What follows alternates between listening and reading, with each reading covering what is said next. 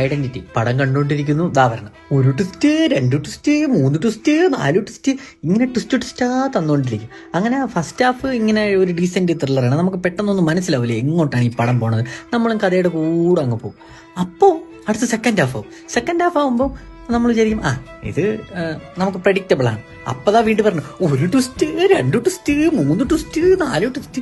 ട്വിസ്റ്റിന്റെ അയ്യരികളി, ഇതാരും ഇതിന് സ്ക്രിപ്റ്റ് എഴുതിയെന്നാണ് ഞാൻ ആലോചിക്കുന്നത്. ഇതും കൂട്ടി മലയാളത്തിൽ ഈ മറവി പിടിച്ച് ഹിറ്റാവണ 5ാമത്തെ പടം എന്തോ ആണിത്. ആരോ ഡയറക്ടറിന്റെ അടുത്ത് പറഞ്ഞിട്ടുണ്ട് മറവി പിടിച്ച് കഴിഞ്ഞാൽ ഹിറ്റാവുമെന്ന്.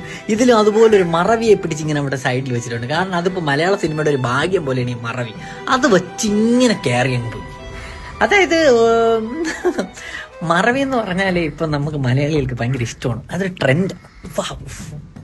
എന്നിട്ട് ഈ പടം ഇങ്ങനെ ഇവിടെ തുടങ്ങിയിട്ട് അങ്ങ് ഇന്റർനാഷണൽ ലെവലിലാണ് കൊണ്ട് നിർത്തുന്നത്.